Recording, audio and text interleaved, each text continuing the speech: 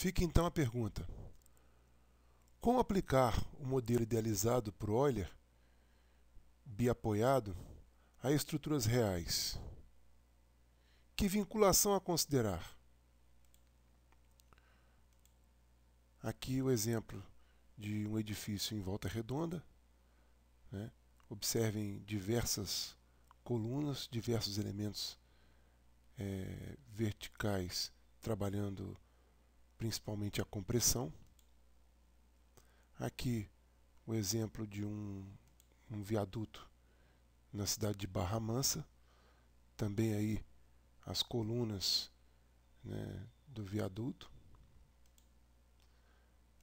Aqui são as ligações entre vigas e colunas. Como acontece esses vínculos na prática, né? Aqui é um exemplo de uma ligação rotulada.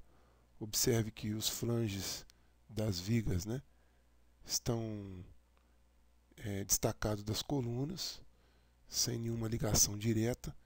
Isso faz com que não haja a transferência de momento fletor da viga para a coluna, fazendo com que a ligação se aproxime matematicamente de uma rótula.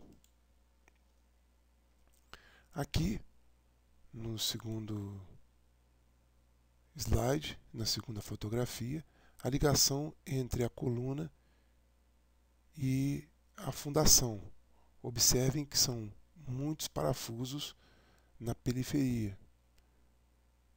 E esses parafusos, eles fazem com que haja transferência de momento fletor da coluna para as fundações. Portanto, é considerado nesse caso uma base, uma ligação, né, engastada. Coeficiente de flambagem K. Aplicando a coluna com vários tipos de apoio, nós temos, quando, no caso, K igual a 1, para a coluna birrotulada, rotulada na base e rotulada no topo, próximo à carga P. Nesse caso, o comprimento é igual ao comprimento equivalente da coluna. Então, K é considerado igual a 1. No segundo caso, K igual a 0,7. No caso em que a coluna é engastada na base e rotulada no topo, próximo à carga P.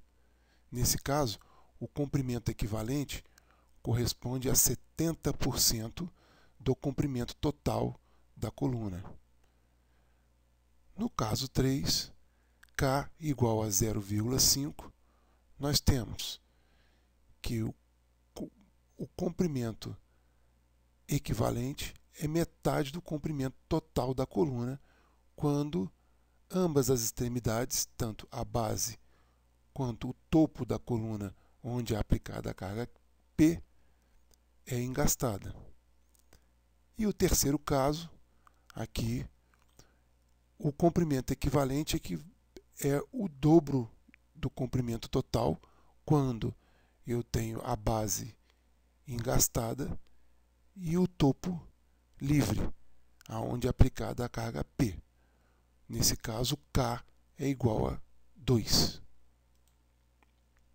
Aqui nós temos uma figura representativa, né? Uma figura representativa dos casos em que K igual a 1, K igual a 2, K igual a 0,5 e K igual a 0,7. Aplicações em estruturas em condições reais de projeto. Ora, no caso aqui, uma base rotulada, em que eu tenho uma restrição apenas ao esforço normal que acontece na direção do eixo da barra, da coluna, isso na posição vertical, e a restrição ao movimento horizontal, H, aplicado, isso dado pelo parafuso. O parafuso restringe esse movimento horizontal. Então, Nesse caso, classificamos essa base de coluna como uma rótula. Já nesse segundo caso, em que os parafusos estão posicionados na extremidade da placa de base, transferindo assim para a coluna os esforços de momento fletor, nesse caso, a base é considerada engastada. Recomendações das normas técnicas ao dimensionamento. Contudo, as normas técnicas internacionais, elas recomendam que esses valores teóricos sejam ajustados, esses valores teóricos de K, né? Onde o K, quando teoricamente ele é admitido 0,5, é recomendado 0,6.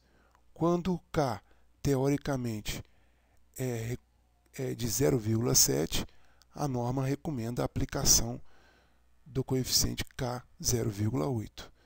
Quando o valor teórico é 1, a norma recomenda o valor de 1,2, no caso da base engastada e o topo livre ao apoio horizontal. No caso da barra birrotulada, o valor teórico 1,0 é o mesmo valor recomendado pela norma, 1,0. No caso da barra engastada na base e livre no topo, o valor teórico é de 2. O valor recomendado pela norma é de 2,1. No caso da base rotulada e a extremidade, o topo superior, livre para a movimentação na posição horizontal, o valor recomendado de 2 é igual ao valor teórico de K, também igual a 2.